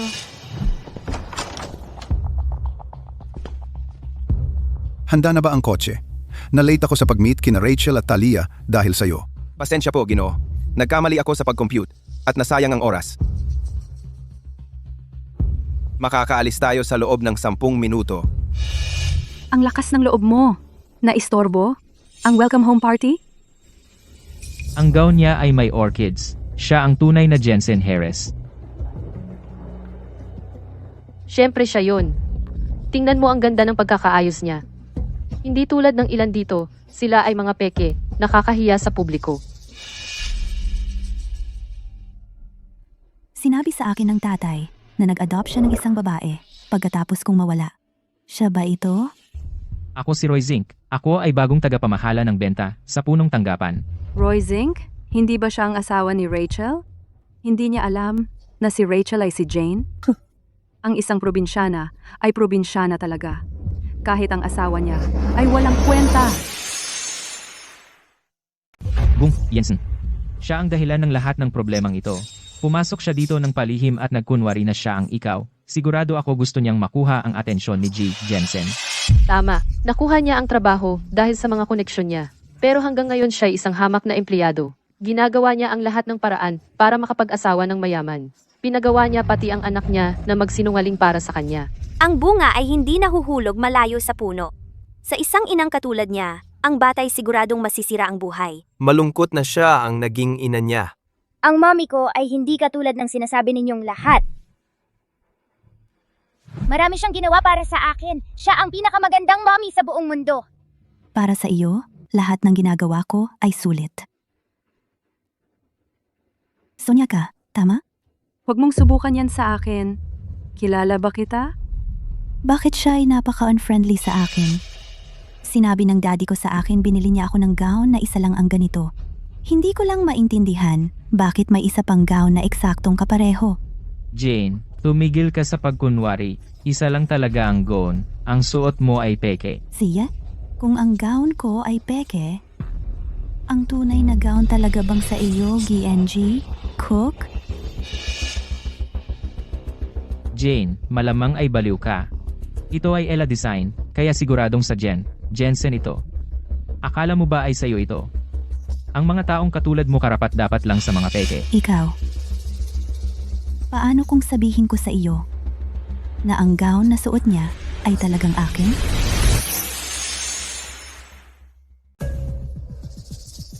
Jane, hindi ka na nga lang magpapanggap, ha? Diretso mo na lang ginagawa ito, ha? Miss Jensen, halatang ginagawa niya ito para mapigilan ang party na maganap. Ikaw ang bida sa party, paano mo siya papayagang gawin ito sa'yo? Rachel, nagmamataas ka na bago ka pa man opisyal na bumalik sa mga Jensen. Ipapaalala ko sa iyo ang katotohanan ngayon, na wala ka ng mahigit 20 taon. Hindi ka nakarapat dapat na maging tagapagmana ng mga Jensen. Sinasabi mo bang peke siya? Tama.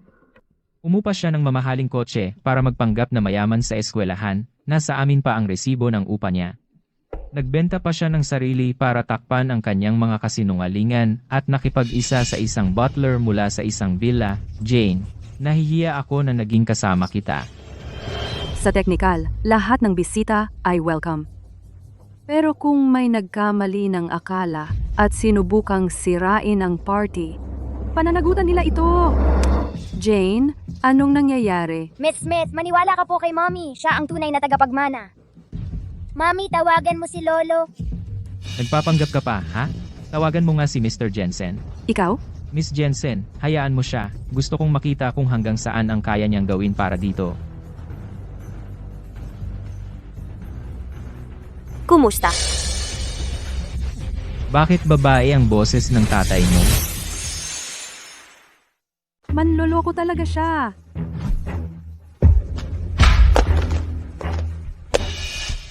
Bakit sila nag-hang up? Naiwan ni Mr. Jensen ang phone niya sa lounge. Dalhin mo sa kanya. C.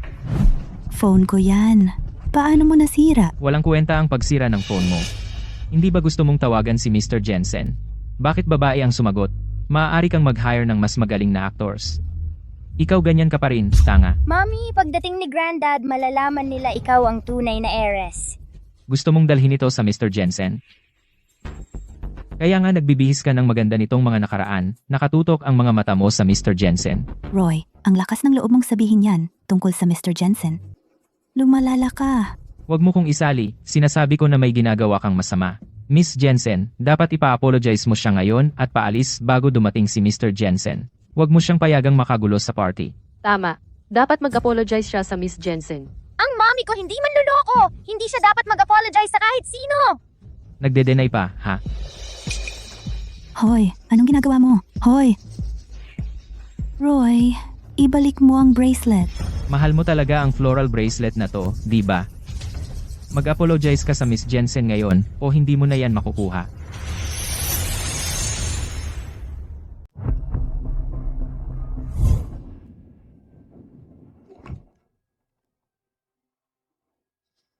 Hoy bata, anong ginagawa mo dito? Nasaan ang mga magulang mo? Hindi ko alam. Ito lang ang meron ako. Ang pulseras na bulaklak na ito ang nagpatibay sa akin sa pinakamadilim na panahon ko. Roy, mas mabuti para sa lahat na hindi magpadalos-dalos ngayon. Huwag mong gawin iyan. Bakit ako dapat sumunod sa'yo? Daddy, alam mo kung gaano importante ang pulseras para sa mommy. Bakit mo ginagawa ito? Para sa ikabubuti niya ito. Kailangan niyang matuto. Para hindi niya malimutan ang lugar niya. Roy, alam ko kung anong klaseng tao ka, okay? Sinusuyo mo siya ha? Nagkakamali ka. Tigilan ang pag-aatubili. Mag-apologize ka kay Miss Jensen ngayon. 3. 2. Mag-a-apologize ako.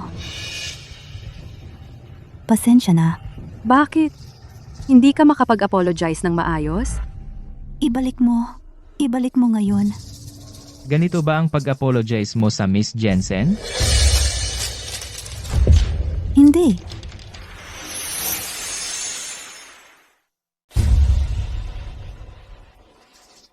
Regalo yan para kay mommy galing kay lola na pumanaw na. Mura lang yan. Mumurahing alahas galing sa hindi naman magarang lugar, di ba? Kaya nasira. Anong malaking problema? Isipin mo itong babala sa'yo. Ngayon, umalis ka na. Huwag kang makialam kay Miss Jensen. Roy, hiwalay na tayo. Bakit kailangan mong saktan si Talia ng paulit-ulit? Akala mo ba hindi ko alam ang gusto mo? Simula nang ilagay ako ni Mr. Jensen sa headquarters, mas madalas ka nang nagpapakita. Kung talagang ayaw mo na sa akin, nailipat mo na sana ng eskwelahan si Talia, hindi ka sana nagtatrabaho sa Jensen Group. Ngayon, gusto mo lang makipagbalikan, di ba? Masayang masaya sina daddy at mommy. Hindi mo sila paghihiwalayin. Roy, akala mo ba umiikot sa iyo ang mundo? Ang lalaking ito sinadya niyang sirain ang gamit ko. Kayo ang security team dito, kaya gawan niyo ng paraan. I-surrender niyo siya sa pulis. Nanggugulo ka sa party ng mga Jensen, gusto mong ipaaresto ako? May suporta ako ni na Mr. at Miss Jensen. Huwag kayong tumayo lang dyan. Gusto niyo bang magalit si Miss Jensen? Kunin niyo na siya. Miss Cook, Nanggugulo ka at nagpanggap bilang tagapagmana. Akala mo ba papayag ang mga Jensen na palampasin ito? Palayasin niyo siya ngayon din. Bitawan niyo si mommy? Bitawan niyo ako. Bitawan niyo ako ngayon. Jane, hindi ako masisisi dito. Nasaktan mo si Miss Jensen at kailangan kong makuha ang pabor niya. Ang lakas ng loob mong lumaban. Talagang sumusobra ka na. Mommy! Anong ginagawa niyo? Anak, bakit ayaw mong bitawan? Umalis ka na ngayon.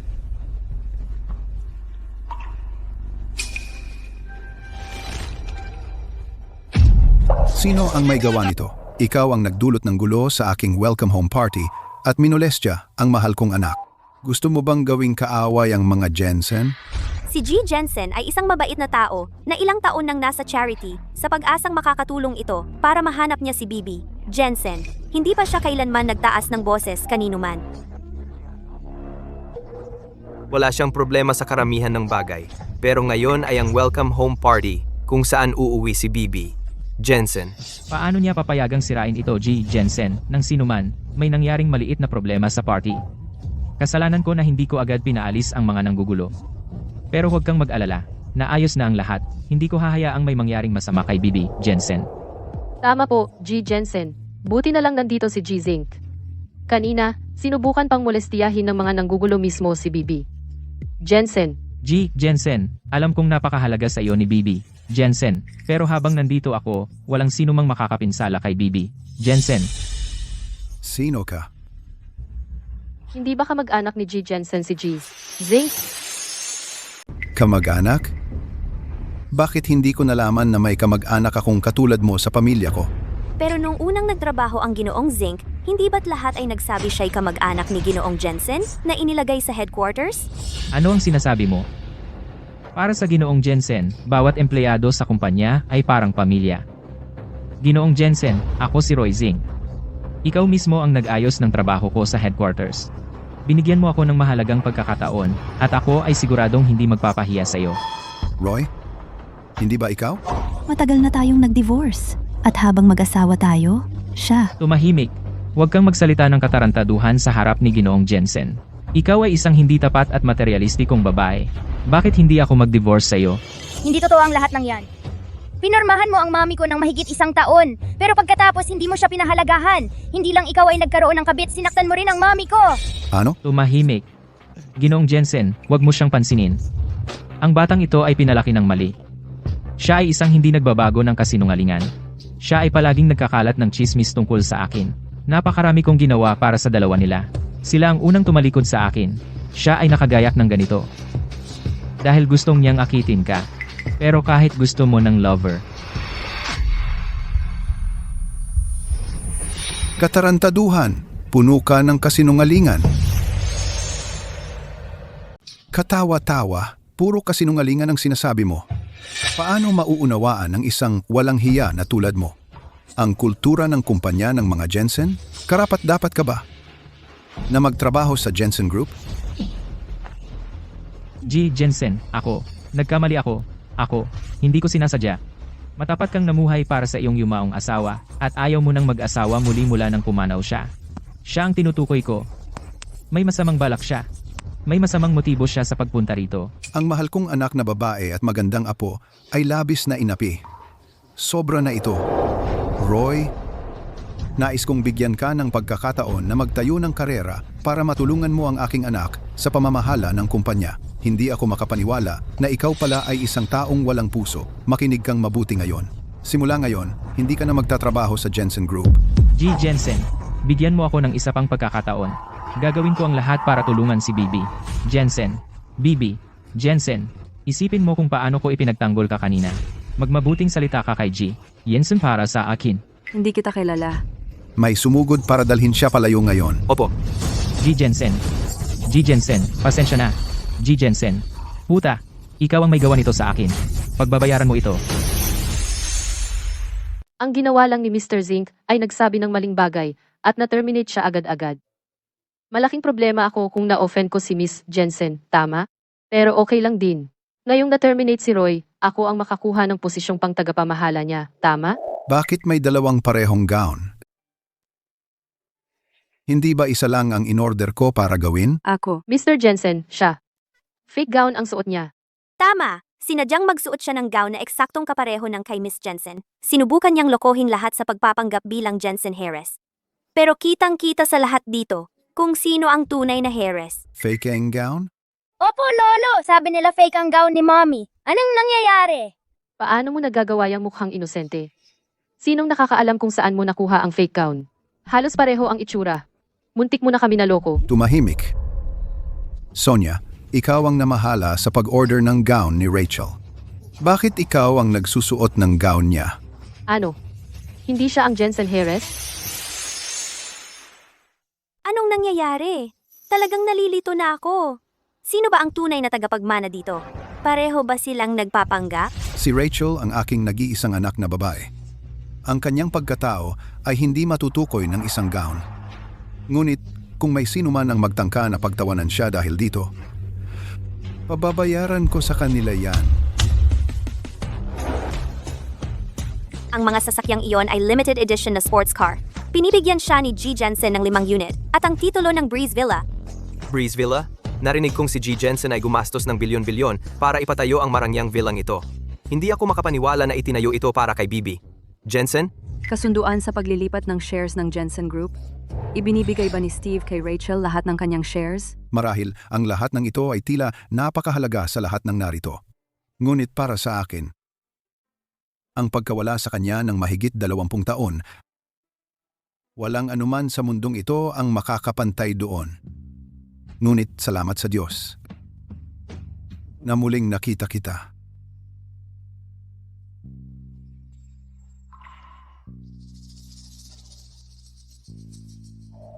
Rachel, Talia, mula ngayon, hindi ko hahayaang may anumang pinsala ang dumating sa inyong dalawa. Jane, siya ba ang tagapagmana ng mga Jensen?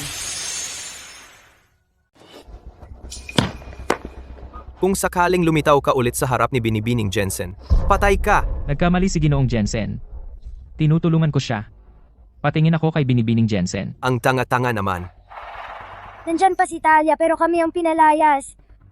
Kung malaman ito ng mga kaibigan ko, tatawanan nila ako. Yan eh. Sinira mo ako sa harap ni Ginoong Jensen. Sinira mo ang karera ko. Pagbabayaran mo ito. Rachel, sa lahat ng mga taong ito, ikaw at ang nanay mo ay labis naming hinanap. Namiss ko rin kayong dalawa. Tatay, Hindi ako makapaniwala na yung nasa pekeng gown ang tunay na tagapagmana. Sino siya, kung gayon? Bakit siya nakasuot ng gown ni Binibining Jensen? Sonia, hindi ba dapat ipaliwanag mo kung bakit nangyari ang lahat ng ito? Steve, gustong-gusto ko lang talaga ang disenyo ni Ella. Kaya nagbayad ako para magawa ng isang kopya. Pero aksidente kong ipinadala ang kopya kay Rachel. Hindi ko sinasadya yon. Kung aksidente mong ipinadala sa nanay ko ang maling gown, bakit pinahiya mo ng harapan ng nanay ko kanina? O hinayaan mong si Daddy ay basagin ang kanyang floral bracelet? Talia, hindi ko talaga sinasadya yon. Hindi ko rin naman nakilala ang nanay mo. Ganon ako kumilos dahil nadala ako sa sinabi ni Roy. Steve, ikaw ang kumupkop sa kinong bata pa ako. Sa'yo ko nakuha ang buhay ko ngayon. Lagi kong inaasam na mahanap mo si Rachel. Welcome home party ni Rachel ngayon. At nag-aalala ako na baka may manggulo. At masaktan si Rachel. Rachel, kung galit ka sa akin, pwedeng-pwede mo akong saktan. Tama na yan. Dito na ito matatapos. Sa susunod, mag-isip-isip ka muna bago kumilos. Nakuha ko na, Steve. Hindi ako pinarusahan ni Steve. Ibig sabihin nito may pagmamahal pa rin siya sa akin. Rachel, kahit isang tulad ni Roy ay kayang-kayang hamakin ka. Bumalik ka man, nananatili ka pa rin isang mangmang at walang kwenta.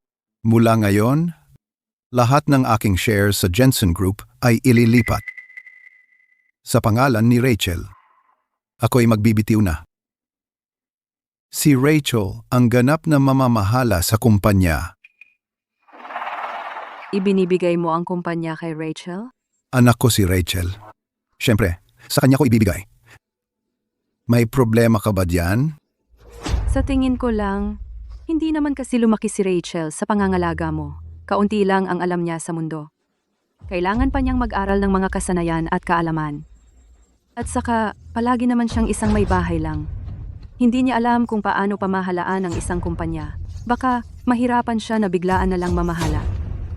At saka, sigurado akong ganun din ang iniisip ni Rachel, di ba? Kung hindi, bakit pa siya magpupunyaging umangat? Tama ba ako? Ginang, mali po yan. Ang nanay ko po ay nakapasok sa kolehiyo sa sarili niyang pagsisikap. Pagkatapos, nagtrabaho siya ng part-time at nagkaroon ng karanasan sa trabaho. Maraming aspeto ang mundo. Sigurado akong hindi mo rin naman nakita ang lahat. Ang nanay ko ay nagsikap para umasenso. Ibig sabihin, alam niya na ang mga taong tunay na nagtatrabaho ay napakahalaga. Alam din niya ang pinsala na maaaring idulot ng mga tamad. Kasing galing ng sino man ang nanay ko. Magaling, Talia. Anak ko si Rachel. Paano siya magiging kulang? Tay, hindi kita bibiguin. Taylor, tataasan ang sahod mo. Salamat, Jane. Miss Jensen, kami po. Mula ng unang araw na nagtrabaho ako, wala kayong nagawang kahit anong kapaki-pakinabang. Ayaw namin ng mga tamad na empleyado. Tinatanggal na kayo. Miss Jensen, bigyan niyo po kami ng isa pang pagkakataon, Miss Jensen. Nakikiusap po ako. Tigilan niyo yan at umalis na kayo. Ipagpatuloy ang handaan. Rachel, Talia, ipakikilala ko kayo sa mga kaibigan ko. Tara na. Jane, huwag kang masyadong magmayabang. Hindi ka palagi mananalo? Talia, ito ang paborito mong mango cake. Salamat. Tikman mo. Lorna, nasaan ang tatay ko? Masayang-masaya siya dahil nakabalik ka na, kaya medyo nalasing siya. nagpapahinga siya sa itaas. Luna, alam mong ayaw ko ng mangga. Hindi ba't sinabi ko? Na bawal ang mangga sa bahay na ito. Alisin mo yan. Ginang Cook, gusto ni Talia ang mango cake. Espesyal kong ginawa para sa kanya. Pero huwag kang mag-alala. Ang dessert mo walang mangga. Gusto mo ba? Oo. Luna, nagtrabaho ka rito mahigit 10 taon na. Paano ka naging walang alam? Nagpapapansin ka na ba sa kanya? Sa unang araw ng pagbabalik niya? Hindi ako. Lorna, gusto kong puntahan ang puntod ng nanay ko bukas. Maghanda ka para doon. Sige, aalis na ako. Luna, sinabi ko ba na pwede kang umalis? Okay lang. Umalis ka na. Rachel, kailangan mo lang gumawa ng problema, ha? Hindi mo na kayang magpanggap? Gusto lang ni Talia ng mango cake. Walang nagpipilit sa'yo na kainin ito. Bakit kailangan mong magingay? Para bang kailangan ng permiso mo para magkaroon ng cake? Sino ang gumagawa ng problema dito? Kakabalik mo lang at naghahari-harian ka na sa akin? Huwag mong kalimutan na ako ang matagal na naninirahan dito, mas matagal kaysa sayo. Sabi ni Lolo, kinuha ka niya bilang kabutihan para mas mabilis niyang mahanap ang mommy. Ang buhay na meron ka dahil sa mommy ko. Naririnig mo ba? Ang anak ko, mas malinaw ang pag-iisip kaysa sayo. Kung gusto mong ikumpara ang sarili mo sa akin, sa pamilyang ito, tanging ikaw lang ang outsider. Ano naman kung ikaw ang tunay na Jensen Harris? Ako ang lumaki sa pangangalaga ni Steve. Tinatrato niya ako parang sariling anak niya. Ako ang magiging heir niya kung hindi. Kadumating ng biglaan. Ikaw ang outsider dito. Ang righteous ng dating mo sa pagkuha ng akin. Ang kahihiyan ay magdadala sa'yo sa lahat ng dako sa mundo. Tungkol sa gown situation kanina, tatay at ako ay nagbabaya para sa reputasyon ng pamilya. Pero hindi ako pushover. Kung ako ang nasa lugar mo, matututo ako ng lugar ko sa pamilya at hindi mag-isip sa akin bilang imaginary enemy. Rachel, dapat ikaw ay nagpapakumbaba ngayong nakabalik ka. Paano ka nakapag-asta ng mataas at makapangyarihan sa akin? Nanay, tapos na ako. Tara sa granddad mo sa taas.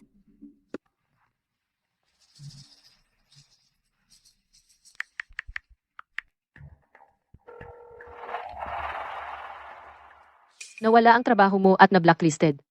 Lahat tayo ay babagsak, kasama mo ngayon. Paano ito kasalanan ko? Iyon ang bitch, Jane, sa pagwasak ng buhay ko. Sino ka? Kumusta? Ikaw ay Roy, tama? Gusto mo ang trabaho mo pabalik? Oo, gusto ko ito. Gusto ko ito pabalik ng sobra. Kung gusto mo, gawin mo ang sinasabi ko.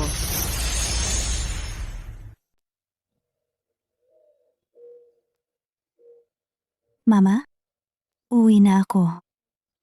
Talia, bumati ka kay Lola. Hi Lola, ako si Talia. Nandito kami ni Mommy para dalawin ka.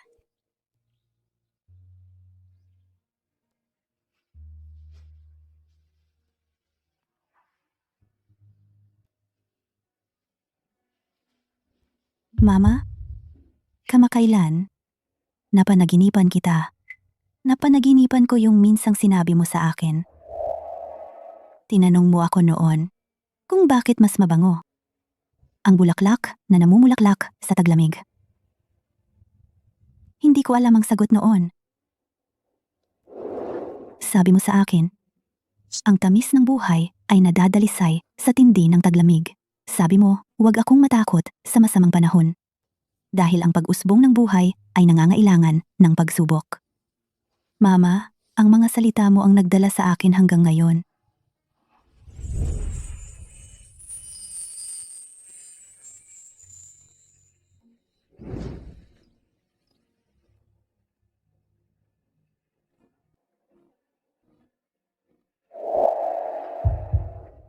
Mama, ako ang bahala kay Daddy. Madalas akong dadalaw sa iyo. Paalam na, Lola!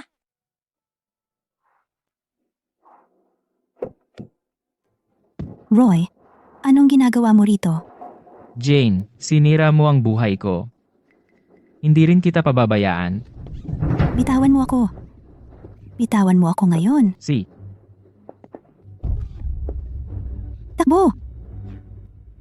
Hinto dyan. Bitawan mo ako. Talia, umalis ka. Takbo. Mommy! Bilisan mo. Talia, tumakbo ka. Talia.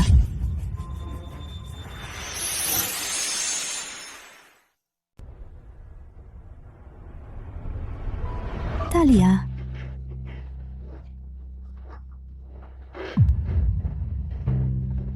Roy, baliw ka ba? Pakawalan mo ako ngayon din.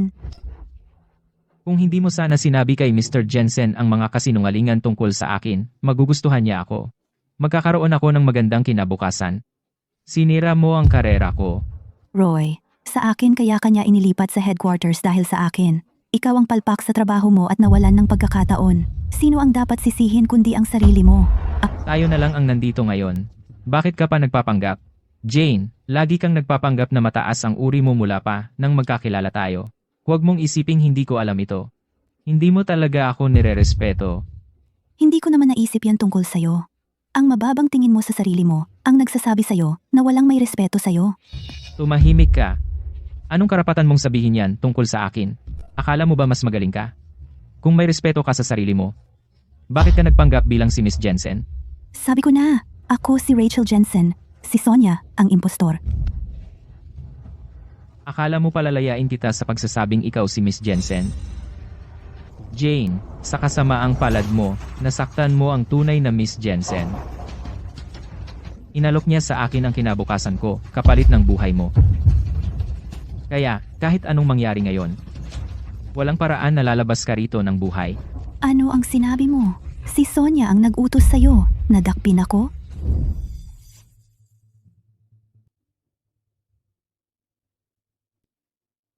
Gabi na. Bakit wala pa sina Rachel at Talia? Steve, huwag kang mag-alala. Siguro si Rachel ay sobrang nangungulila kay Sheila at naglakad-lakad pagkatapos. Pero hindi siya sumasagot sa telepono.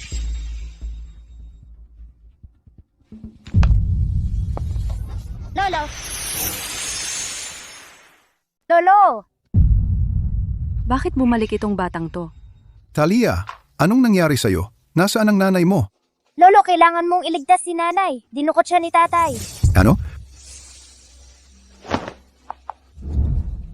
Jeff, hanapin mo kung nasaan ngayon si Roy at sabihin mo sa akin. Bilisan mo. Roy, ang kapal ng mukha mong dukutin ng anak ko, pagbabayaran mo to ng napakasakit. Roy, tanga ka! Mas mabuti pang alisin mo si Rachel bago pa siya matagpuan ni Steve.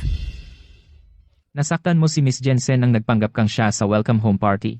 Hindi ba natural lang nakamuhian ka niya dahil doon? Jane, kasalanan mo yan dahil masyado kang nagpapa-impress. Pwede kang magpanggap na kahit sino. Bakit si Miss Jensen pa ang pinili mo?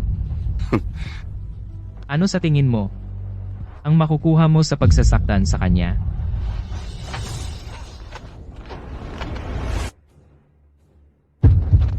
Gasolina? Roy, anong ginagawa mo?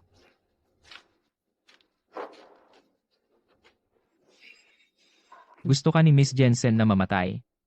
Wala akong magagawa. Dati tayong magkasintahan.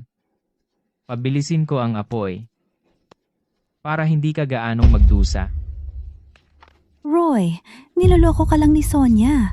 Kung may mangyari man sa akin, hindi mo na makukuha ang ipinangako niya sa'yo. Ang kapal ng mukha mong sumalanta ng plano ko. Makikita mo sa kabilang buhay. Kukunin ko ang lahat ng nararapat sa akin. Roy, Talia, nakita niyang dinukot mo ako. Kapag sinimulan mo ang apoy na ito, ang karera at kinabukasan mo talagang masisira. Gusto mo takutin ako? Bata lang ang Talia. At saka, nag-iisip siya ng kung ano-ano. Hindi siya normal. Mayroon bang maniniwala sa kanya? Roy, ginagamit ka ni Sonia para patayin ako. Kung mamatay ako, malalaman ng pulis na ginawa mo ito. Matatalo ka sa huli. Akala mo importante ka, ha? Isa ka lang na ulila na walang estado o pamilya. Walang saysay ang pagkamatay mo. May mag-aalala ba? Kung sa tingin mo hindi patas, maghanap ka ng pamilya. Katulad ni Miss Jensen sa susunod mong buhay. Sa ganoon, walang makakaapi sa iyo. Mommy, sana okay ka? Bilisin mo. Si, Steve. Naku, anong problema? Steve, parang ang kotse. Ay nasira. Anong gagawin natin? Naghihintay si Mommy na iligtas natin siya. Jeff, padala mo ng kotse ngayon. Bilis! Matagal na ngayon. Malamang bangkay lang niya ang makikita natin pagdating. Roy, kung palalaya mo ako ngayon, hindi ko ipagpapalagay na may nangyari. At bibigyan kita ng 5 million. Akala mo ba tanga ako? Ha? Kung gagawin ko iyon, paano ako makakuha ng 5 million? Yung butler mo ba bibigay sa akin ng pera? Sinabi ko sa iyo, ako ang tunay na Jensen Harris. Si Sonia ay peke. Kung papatayin mo ako, magdaramdam ka. Kahit magdaramdam ako, hindi mo makikita. Tigilan mo.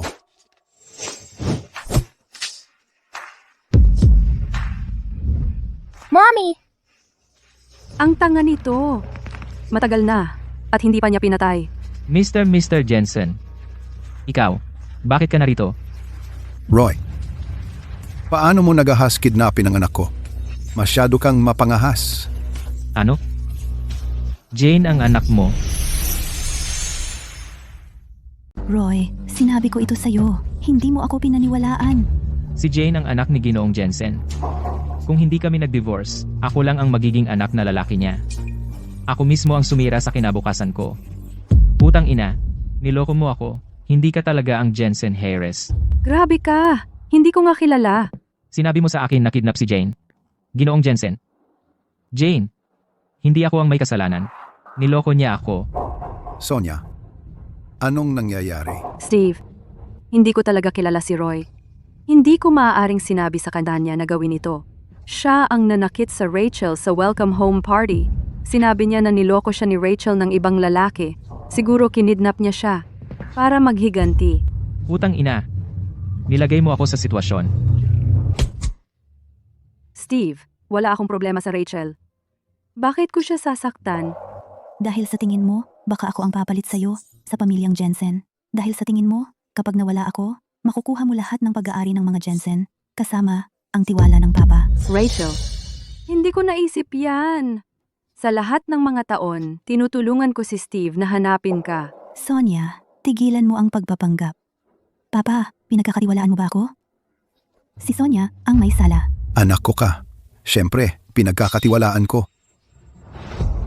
Steve, inampon mo ako noong ako'y 6. Sa mga nakalipas na taon, naging para sa akin ang sarili kong ama. Kumpara sa Rachel, mas matagal ako namuhay kasama mo. Pero ngayon, pinagkakatiwalaan mo siya agad-agad. Nakakalungkot ka talaga. Pumasok ka dito.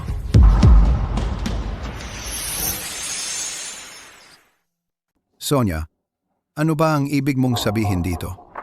Steve, sinabi ko na sa'yo ng paulit-ulit na gusto kong amponin ng opisyal. Pero hindi ka pumayag dahil hindi ko nakuha ang pagmamahal na gusto ko. Kailangan kong tiyakin na ligtas ang kinabukasan ko.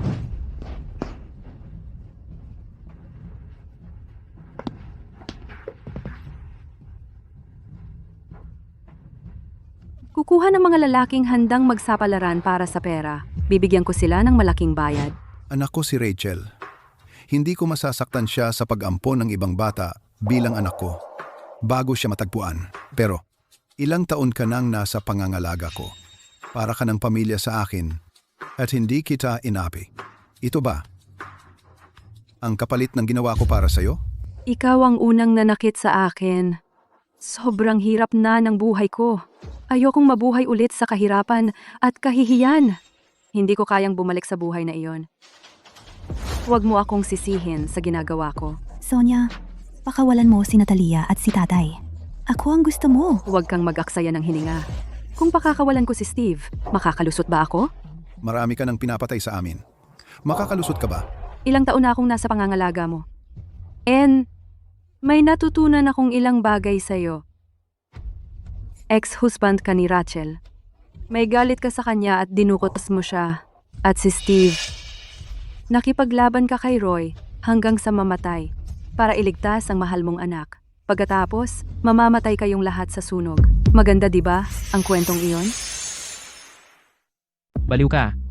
Pakawalan mo ako. Walang kwenta kang tao. Hindi ka man lang marunong.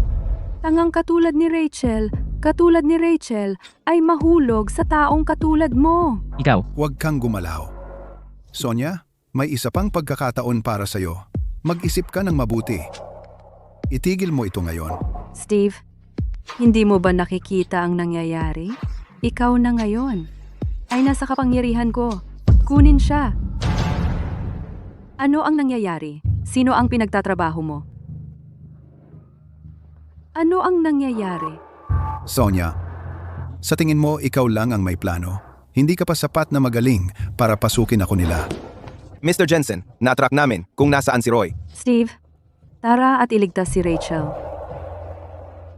Lolo, pwede ba hindi sumama si Sonia? Hindi niya gusto ang mommy. Kaya ikaw, impiting bata ka. Sinira mo ang mga plano ko. Kaya hindi mo ako pinagkatiwalaan sa lahat ng panahon. Tingnan mo ang ginawa mo. Paano mo ako mapagkakatiwalaan? Dalin sila. Ibigay mo sila sa pulisya. Ginoong Jensen. Steve, Nanay, hindi naman ako huli, di ba? Hindi. Tatay, Sa pagkakataong ito, sa wakas ay naipagtanggol kita.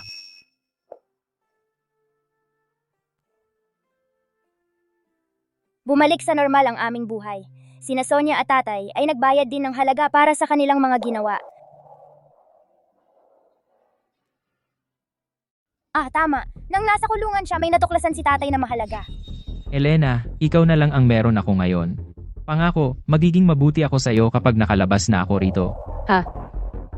Nandito ako ngayon para makipaghiwalay sa'yo. Huwag mong isiping hindi ko alam na niligawan mo ang babaeng Jensen nang hindi ko alam. Elena, maaari kong ipaliwanag. Buti na lang, hindi mo anak si Nina. Ilang taon mo siyang inalagaan, kaya may nakuha rin ako. Wala na akong pakialam kung ano ang mangyayari sa buhay nila. Tungkol naman sa amin ni nanay, siya ang nagpapatakbo ng kumpanya at sobrang abala siya. Pero siya pa rin ay naglaan ng oras para ihatid ako sa paaralan. At bisikleta pa rin ang gamit niya. Ngayon lang, wala nang nagdududa kung sino kami.